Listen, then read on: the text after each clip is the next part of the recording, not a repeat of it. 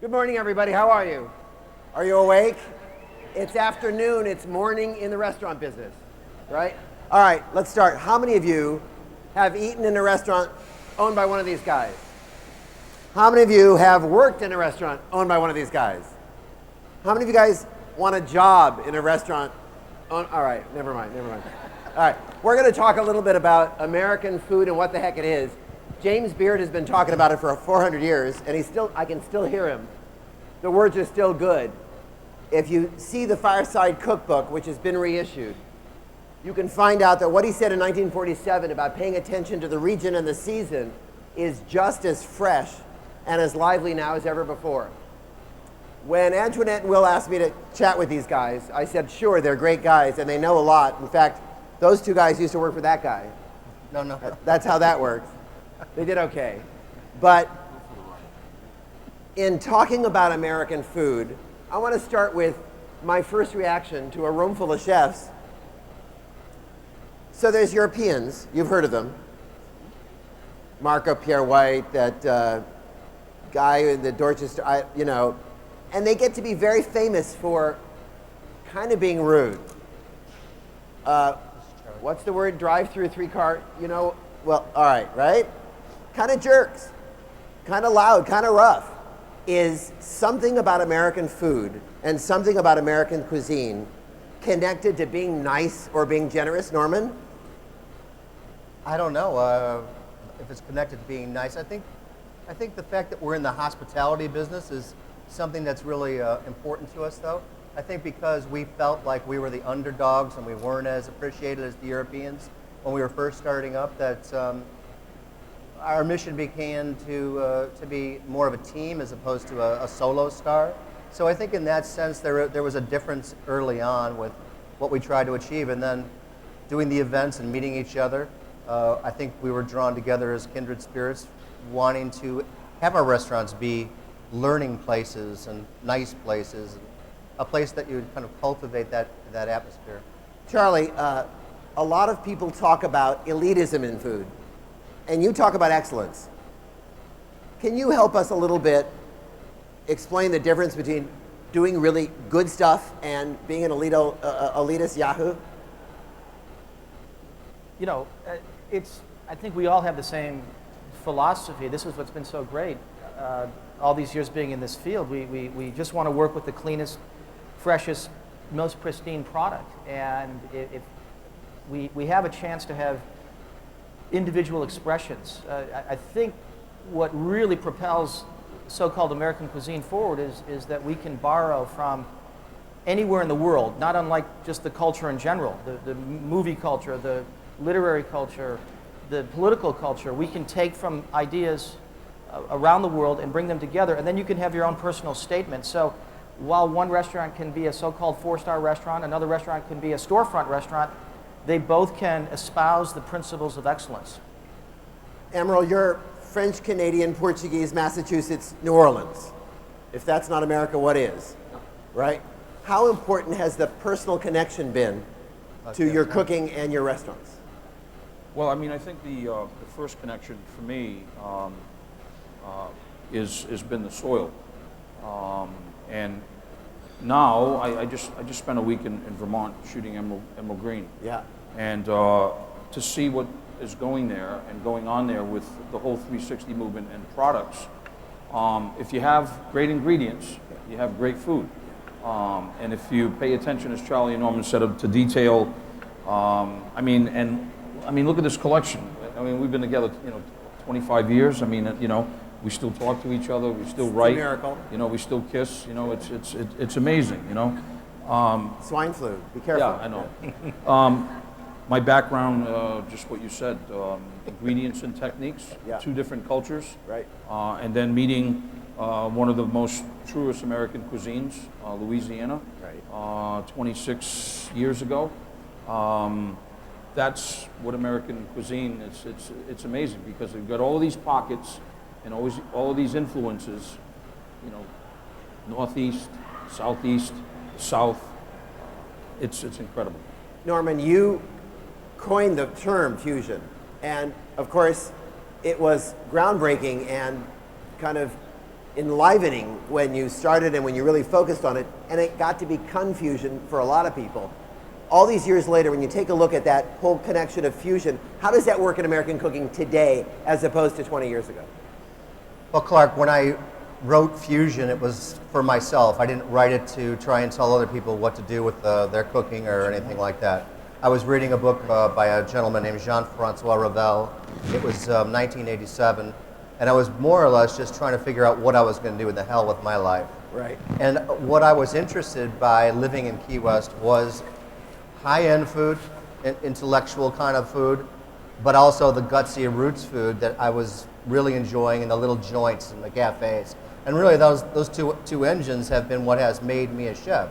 I didn't want to cook just joint food, and I didn't want to just cook really self-involved kind of fancy food. I thought there was something lacking there. So when I wrote Fusion, it wasn't really about Thai and French melding together so much. It was like not losing that rusticity in making high-end food or nice food or food in elegant restaurants. So Fusion became confusing almost right from the very beginning. But I take solace in the people who, like Kerouac, that said the Beat Generation, and then got trounced for creating that term, which began to almost be a caricature of people in sunglasses and bongos and berets. Hey, what's wrong with berets? Nothing at all. Nothing's wrong with a beat, nothing's wrong with fusion, but they become interpreted in various ways. And as chefs, I wanted something liberating. I wanted something that was going to give me wide access. And so when I delivered the speech, coincidentally, in 1988, I was on stage with these two guys. Yeah. And that is the first time I met Emeril, because Charlie and I had met when Charlie and I were working together before that. And I'll never forget that the night before our speech, Emeril said to me, "I'm not sure I can talk in front of a bunch of people." Well, thank you for getting over it, Emeril. You've recovered nicely. Charlie, talk about the intellectual and the visceral. How much does we're talking about American food, how much does American food, Charlie, need to come from your huns down there, and how much from here? How do you balance the mind and the ball, the essence? Well,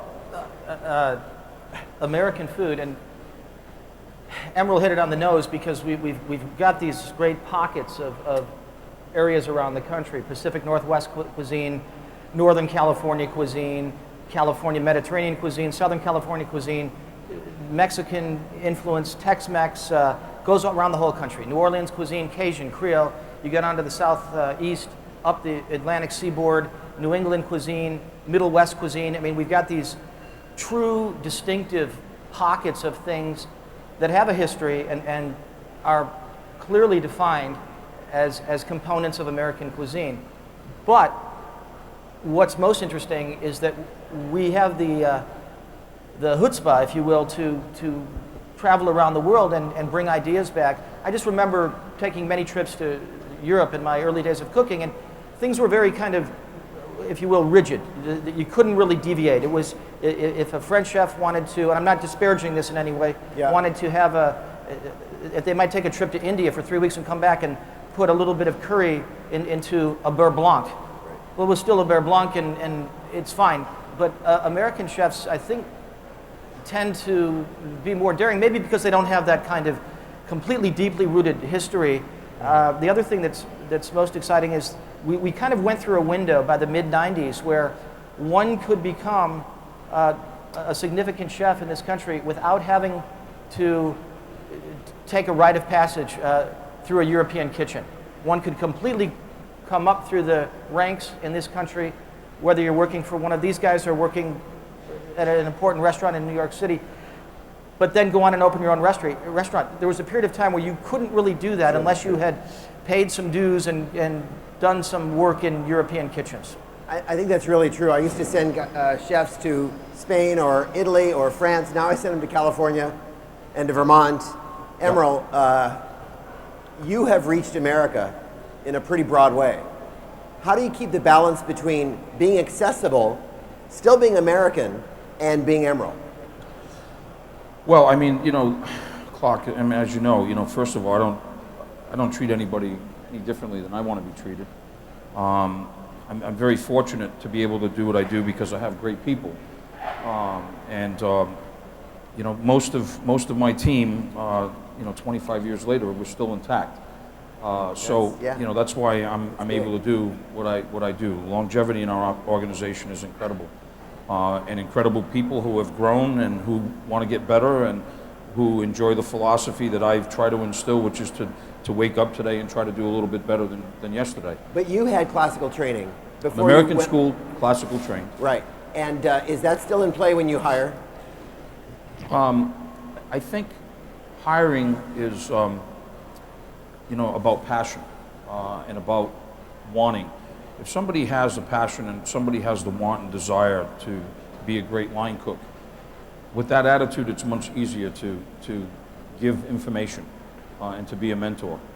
But people who think they've already have done that and that the dues is done, I don't know. I mean, we're still paying on dues. I mean, it's just, Exactly. And so Norman, when you take a look at somebody new coming to the kitchen, you're about to open a place. How important is their training, maybe working with one of these guys, but serious. How important is where they learned to you today?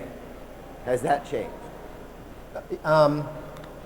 With the very rare exceptions, it's not important to me where that they've been trained. I can see very quickly if they're going to be chef in our kitchen. There are rare exceptions, and there's a lady in this room that's running a school that has one of those exceptions. I admire her very much and her abilities with training people. But it's still the same. What I would probably be much more interested in is, besides seeing their ability, cutting, cooking, their demeanor, their hunger, would be if they'd worked in a restaurant that I thought highly of. I think that would be more of a pedigree to me. Post-World War II, this country produced amazing, astounding, and now deeply annoying and much of it unhealthy industrial food. What do we do about that when the rest of the world considers American food over-salted, over-processed, over-sugared, over-deconstructed? What's his name? Michael Jacobson said in Time magazine that some of these companies are taking sawdust and adding nutrients and calling it food. What do we do in this country to say that we have American food that isn't just, in a wrapper that looks like it's for tennis balls? Anyone? Well, I mean, it is a big problem. That's why and it's a personal thing with me, but I think that's what's attributed to a lot of health issues, obesity, diabetes, et cetera, because, a lot of our farmers were subsidized after World War II by the American government. They're the last people we want to get involved with our food. Let farmers be farmers, let cows be cows, let chickens be chickens, and let's get back to being real. Why can't we all just get along?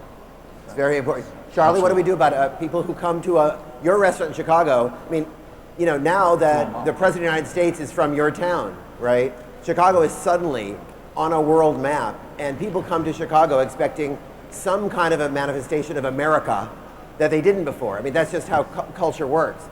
What do you do about American food as perceived as this industrial crap, I believe it's called?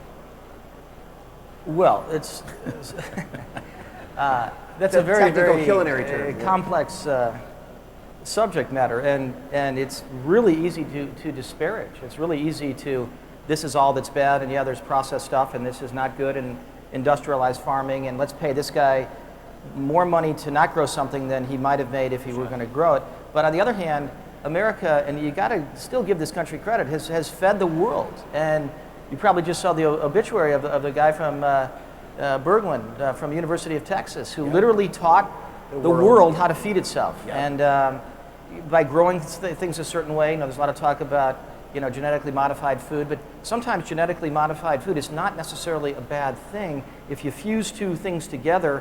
And it's natural, and it then will grow better in a dry sub-Saharan African environment where it wouldn't have grown, and people can feed themselves. I hear what you're saying, but there are so many bigger issues than just this. So how do we get the world and our neighbors to realize that American food isn't a reconstituted potato product? Well, it's easy to make fun of Americans, and I think the Australians have actually just displaced us as the laughing stock of the world okay, in well, terms that's of good. food. So by that's the way. how to do it. No, but eating rich, McDonald's and processed food and fast food, and yeah. But on the other hand, you can now go on a echoing a Jack Kerouac on the road moment, drive across the country, and you couldn't find food 15 years ago between Chicago and San Francisco, other than maybe 1 or 2 places in Denver. You can stop in Des Moines, Iowa, and go to a P.F. Chang's and get seared raw tuna of pretty good quality on a piece of on some lettuces and things. Is that so bad? Do you know that? That's great. Do you know the story of P.F. Chang's? How it got started? I know nothing about that company. All right, Philip Chang is Cecilia Chang's son. And she was the maven of high-end Chinese cuisine in San Francisco and in Beverly Hills. Yeah. He opened a place in West Hollywood for the kitchen food that they used to serve the staff at the Mandarin restaurant. And she used to call it Firip. That's how she pronounced his name. And it was Philip's restaurant. We all ate there. It was amazing, simple kitchen food. And they said, hey guys, let's open a restaurant across the country where we eat this really good food. Norman, where do you see normal, local, somebody's food being served in a more consistent and broader based way? I mean, how can we get this across the country in an easy, simple, but not oversimplified way? Well, this is a conclave of chefs, and so I can mention one of the greatest chefs of all time's name, and I hope everybody will know it, is Paul Bocuse. And Paul Bocuse, besides being an amazing chef, was a very pithy, observant person about the culture that we're in, and he said, the food will be better when chefs cook the way they feed themselves. And I think that's kind of where the transition is going with restaurants, is that while there is a great deal of inventiveness and there's a great deal of creativity and plating and things that go on, I'm past 50 now, and my interests are really being propelled by an awareness my son reinstigated in myself, which is the kind of early way I looked at food in the more honest, earth farmer driven. He's had me read Animal Vegetable Miracle, and I hope all of you will read Animal Vegetable Miracle by the writer Barbara Kingsolver. I hope you all see Food Inc., and I hope that it inspires you in the same way that it's inspired me, is that I have some opportunity. I've got a well-known name now. I want to use that opportunity to present that in our new restaurant that we're building in Miami. All right, so we make stars out of people here in America. Have you heard that? Star making Yeah, stars. machinery. We like that, right? So there have been a lot of stars, a lot of cooking stars, some right here, right? And it's more and more across the board. There's a new show on Lifetime about this woman who just yells at her staff. It's hilarious. Fine. What about farm stars? What about that? Does that make sense to you guys as chefs who have been established and have worked your butts off, and now suddenly we're having these farmers who are rock star farmers? I think it's great. I think it's great. As I just said, I just spent, as you know, the area I'm talking about, northern Vermont. Yeah, and it's amazing. of what's happening there. And it's just one place. So a lot of that is happening in America, where people are proud now to say that they're a farmer, or they're a cheesemaker, or they're a fisherman. Yep. Now it's cool to do that. But really and truly, when you dig into it and not just scratch the surface, and we talked about this whole 360 movement, where everything is being made, everything is being utilized. The whey from making cheese is being utilized to feed their hogs and their chickens, which makes it a better hog and a better chicken. It's just amazing, and that's going on. It's going on in California. It used to only go on in California for the most part, right? But now, where Charlie is in Illinois, there's so much. I'm reading a story about your whole school system, and I know that you've been involved with a lot of that, with taking these plots of just disgusting land, turning them over into into edible schoolyards. We just did after Hurricane Katrina our first one. Now we're building our second one with the help of Alice Waters, where now we are not only teaching children grades 1st to 8th grade about growing food, but now actually we've really put our money where it counts, and now we're teaching them how to cook it and turn the product into food so that they can eat well. All right, guys, you're in New York City. This is America. Is this a melting pot, New York City, or a crossroads? Charlie? Well, It's a quick fire round now, Charlie. It's utterly a melting pot.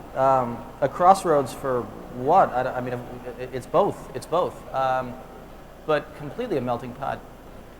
Maybe more so than any other American city, and that is ultimately what makes America great. And it's the diversity. It's reflected, as I mentioned earlier. It's manifested in every aspect of our lives, from fashion and literature and from the gastronomic side. So that's what's you could eat out. It used to be where growing up in the '60s, we really didn't go to restaurants. Probably like a lot of American families, we would only go out if it was my mom's birthday or some family occasion.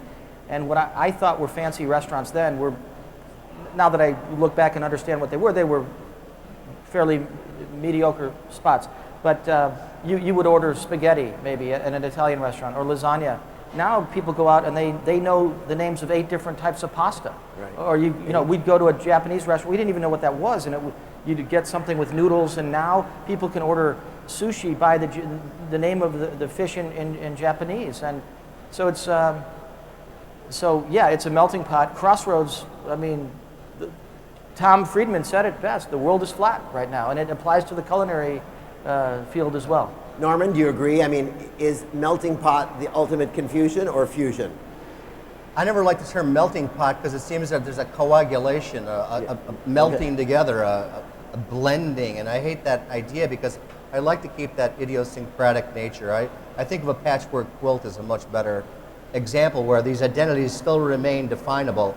I hope not to go to a wonderful little family Vietnamese restaurant and and have some kind of what is now called fusion food. Right. I hope that they do keep their identity because I think that's the strength. The reason that Charlie and Emeril and I became such good friends was the recognition in each other that in our respective regions we were seeking to herald an identity, an American identity, and almost sort of turn away from the larger French model of what was a nice restaurant, what was fancy food. Okay, so is Las Vegas a place, a melting pot, a museum, or Mars? You know, the best quote about Las Vegas was from Jean-Louis Paladin. Bless his heart. Bless his heart. When he had his restaurant there, Rio, At we went the out Rio, and did it this was called dinner. Napa. Napa. At the Rio. Anyway, he said, we said, well, what do you think? Because he was one of the first. He says, in this very thick Gauloise accent, he goes, everything about Las Vegas is fake, but the money.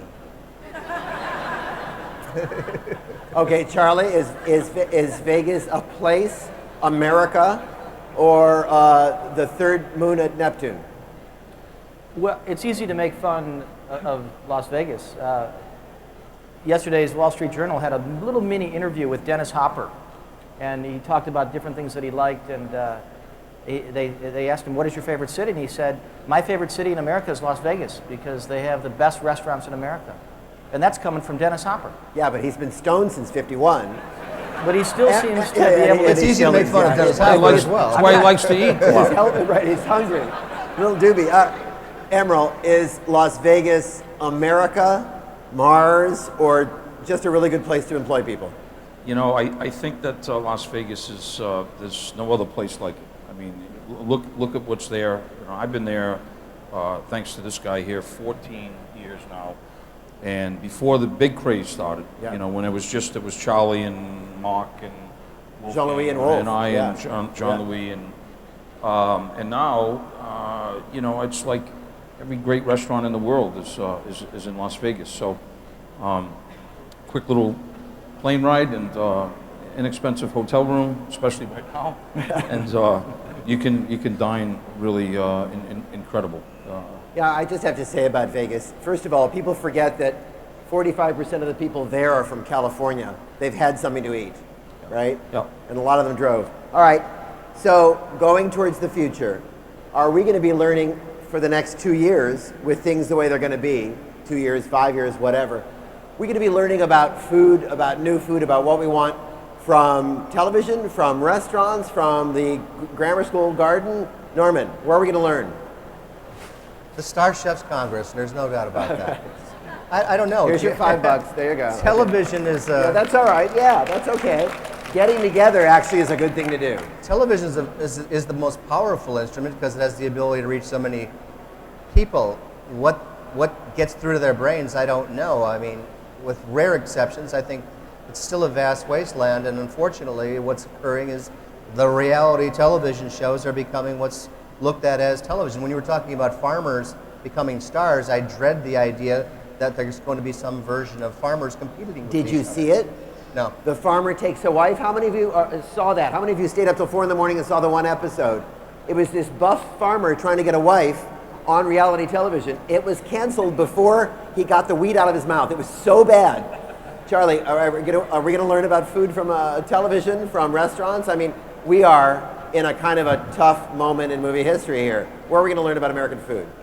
We're not in a tough moment. We're in a perpetually moving forward, brilliant moment in our history, it seems to me, because we learn from so many things. You can go on the Daily Beast, and there's a whole Hungry Beast subcategory, and read what people are eating now, what food people are doing, and different things. But as always, chefs will have influence even beyond the direct connection that they might have, whether that's from Emeril on a TV show or Norman with a book or a restaurant. It'll somehow affect other people. It could be cooks, could be somebody writing something, but it's going to end up manifesting itself in a supermarket or in a way to eat differently. And as always, we're moving toward eating more healthfully. So, You think we are? I think we absolutely are. Oh yeah, No question about we it. still have the fast food and the processed food, but and there's a segment of people that eat that and maybe too much of that, but there's another segment that say, you know what, next time I go to Burger King, they've got the healthier alternative. Right. And by the way, I'm going to go to Whole Foods and I'm going to get yet another thing. And so, I know, I want Whole Foods to have a bag where you take your groceries home, you empty the bag, you crumble up the bag, you put it in a bowl, you pour milk over it and eat it. I think that would be the perfect Emeril television. WD-50 has that. What's that? WD-50. It's yeah, a that's- joke. Yeah, but that's a little expensive. Right. Moto? But then you can eat the table. That's good too. Emeril, television. I mean, look, you're going green. And I mean, you have a way of talking to the American public that is very accessible and very resonant at the same time. Talk television. I think television is one arena, Wolf, but I think that there's a lot of people influencing America. Our journalists, as an example. I mean, you know, what their job really is doing is educating people about whether it's a movement or a trend, whatever you want to call it, food, seasonality, et cetera, et cetera. There's the folks in the grocery store, like, you know, that can talk to you about what this Gala apple is or what this Rome apple is, et cetera, et cetera. So I think it's a responsibility of a lot of different things. But television obviously is the most powerful driving force, and newspaper and radio. All right, well, talking about those, because we know Charlie reads the Daily Beast and the Wall Street Journal. This is a moment of bloggers without editors. This is a moment of random writing. And I'm not saying that there's not some good stuff about that too, but in terms of voices in America, because in London, the restaurant reviews are so vicious, they're sport, they're blood sport. You have no idea what the restaurant's going to be. It's just fun to read mean stuff. In America, we used to have, and we still have the Times and whatnot, we used to have some really strong voices. Newspapers are under attack.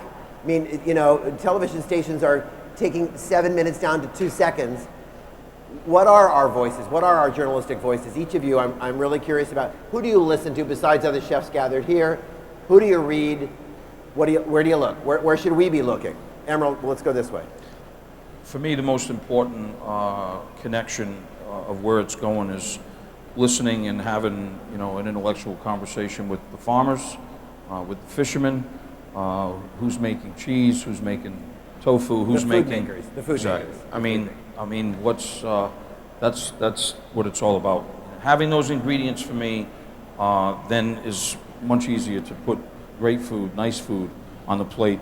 You know, that's healthy and clean and, you know, just simply prepared. You talk to people who have given their entire lives over to that specific endeavor. Charlie, what else do you read? Who else do you read? it's so important for all chefs to be obsessed with really all things, and it's not just reading the mainstream journals and the trade magazines, but there are magazines from around the world, and you might just skim it, you might look at a picture, you might get through some article, but you need to take in as much information as possible, and then you find a way to process it and how that affects you. Yeah, I'm not sure, but I don't know that, what. So here's the whole, Michelin decides to come into the U.S. Right. But we say we've got Zagat, and it's apples and oranges. I mean, they're two completely different things. And then you've got certain reviewers. Let's just talk about reviewers for a goddamn minute. Shall we? Okay. All right. and I no. I've been, those of you who would like to trust be me, I've been reviewers, nothing move over here. but blessed by kind remarks by reviewers. I'm grateful. But you've got certain reviewers that insist upon extreme and complete anonymity. They might even wear disguises and such. But then you have other reviewers that call you up, and famous people that say, "It's me. I'm coming for dinner," and then these same kinds of people will say things like, "I can't believe Emeril is opening a second restaurant," yet these kinds of people are willing to not just review one city, but review 50 cities. Fill in the blank. So, Can we guess? No, I'm not saying. I'm just saying. But it's so. But the interesting thing is, you can gain information from a lot of sources. Michael Bauer at the San Francisco Chronicle. I didn't refer to No, Michael I want to Bauer. go there. I want to go there. We're there. Let's go. Right? Because we're still a country that engages our critics. Absolutely. We talk to them. We call them home in the middle of the night. We know where they live.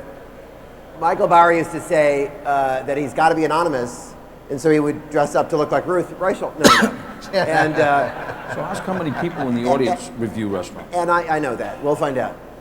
Well, you all review restaurants on Yelp, don't you? The heck with you. Right. No. But I would say that 80% of the people who come to your Let restaurants me ask you. are I got to ask you a regulars. question. I got to ask you a question. Uh-oh. I want to ask. Control. I want to have you. Here we go. We're turning the I tables. wanna- All right. Let's go. This water's taking gloves effect. Because I hired I want to have you ask a question to the world at large. But who in the hell has time to go online or have your own little pathetic blog and review? Or what? Do you have a job? What do you do for a goddamn living? Right. All right. So let's talk about that for America, because this is where America's going, and this is where America is interacting, right? The fact of the matter is, Ashton Kutcher just admitted he doesn't even write his own tweets, Oh no. which doesn't surprise me, because there are multi-syllables in a tweet. You were talking about the perception that American food is crap around the world, and our cover, the play on the fast food and what things might be. Right. I wanted to kind of have Norman and Charlie talk about a competition called Bocu's Door, which happens in Lyon, Yeah. and it's one of the vehicles by Well, which. let me make it a broader question. Gentlemen, all three of you, in this moment in history in America and in the world, how important are these maybe somewhat more classical competitions in the whole world? Because I know that for American cheesemakers, buy my book, for American cheesemakers, it's not enough that they give each other and themselves awards. They need to win at the World Cheese Conference in London. They need to be not just accepted at home, but really acknowledged abroad. How important, and what are the ones that you guys suggest people focus on? All three of you. Norman. The whole landscape has shifted so dramatically. Yep. I think when we were coming down the line of talking about what to pay attention to, I think that it must be so confusing for the young chefs that are mostly here in the audience today, younger than me for sure, is because there's so many voices to listen to, and how do you figure out which ones are important, which ones are valid? I would not prefer to be a young chef today because there's just so much information out there, and which ones do I listen to? What awards are the most important awards? To become a great chef, I think those things happen incidentally. I think that if you really want to become a great chef, you have to turn a lot of that stuff off and get with the cutting board, get with the pig, get with the fish, and maybe some great books. You don't need 1,000 like me or Charlie or Emeril, but you probably need 12 or 15 that are really guides for you. But I don't know which awards. I am pleased to be a part of the Bocuse d'Or, which Charlie was just the American judge for. Yeah. And Emeril is involved with this as well. But because the Bocuse d'Or is actually coming now to America and opening up doors for young chefs who wish to compete on a world stage. You were there. You can speak more specifically about this than me, which is my toss to you, brother. I think we don't want to get too wrapped up in this competition stuff either, right? Because Right. you know, we all serve on boards of culinary schools right. around America, and you know, seeing a beautiful piece made of sugar and pastillage and tallow, et cetera, and then you go in the kitchen and you can't boil water. So Not you so know, good. where's the balance? I mean, for me personally, I stopped competing a long time ago because I want to learn how to boil water better. You also So- won. Let's be honest. You also won. Guys, give us an American iconic food that warms your heart that you're proud of. Norman, an American iconic food. Well, I'm not sure it's American, but I'd say pizza. I think that the artisanal pizza thing that's going on right now is makes me very happy, and I love to see the whole focus on that. I love the taco trucks, probably as equal. All right, Charlie, little American awkward iconic food. Well, and potatoes, anything with potatoes, whether they're in a puree form or scalloped or fried, anything with potatoes. Anything with potatoes. Emeril, America, Crawfish. crawfish. You know where your fish is buttered, right? Ladies and gentlemen, let's give them a big thank you to the chefs.